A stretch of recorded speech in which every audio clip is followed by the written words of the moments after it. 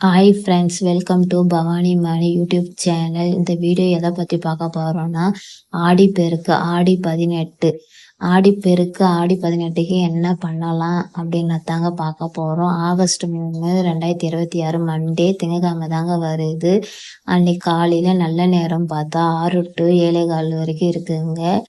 இந்த நேரத்தில் வழிபடுவது இது ரொம்பவே நல்லதுங்க. ஆடி மாதம்னாவே அம்மனுக்கு உகந்த நாள் தாங்க ஆடி மாதம். ஆடி பெருக்கு அப்படின்னாவே நம்ம எந்த பொருள் வாங்கினாலும் பெருகும் தாங்க சொல்லுவாங்க.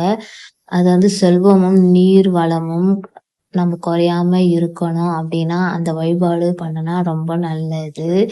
அன்னைக்கு நம்ம தாலி கயிறு மாற்றுவது மிகவும் நல்லதுங்க, சிறப்பு வாய்ந்தது. ஆடிப்பெருக்கு அன்னைக்கு வாங்க வேண்டிய பொருள்னா தாலி கயிறு, மஞ்சள், குங்குமம், கல் உப்பு, வளையல், கல் உப்பு, அரிசி இவற்றையெல்லாம் வாங்கி நம்ம வீட்டில் வச்சோன்னா ஆடிப்பெருக்கு அன்னைக்கு செல்வம் குறையாம இருக்கும் அப்படின்னு சொல்லுவாங்க.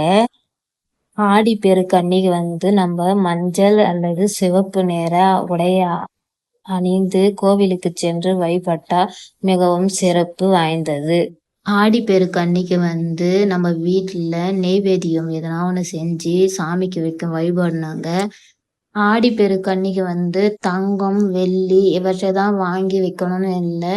அரிசி, பருப்பு, உப்பு, மஞ்சள், குங்குமம் இவற்றையெல்லாம் வாங்கி வீட்டில் வச்சோன்னா செல்வமும் வளமும் பெருகும் சொல்லுவாங்க. மஞ்சள் மங்களத்தின் அடையாளம். உப்பு செல்வத்தை குவிக்கிறது. குங்குமம் மங்களமான சக்தியை தரும். தாலி கயிறு திருமணம் ஆன பெண்களுக்கு முக்கியமானது. இந்த சேனல் பிடிச்சிருந்தா ஃபாலோ பண்ணுங்க.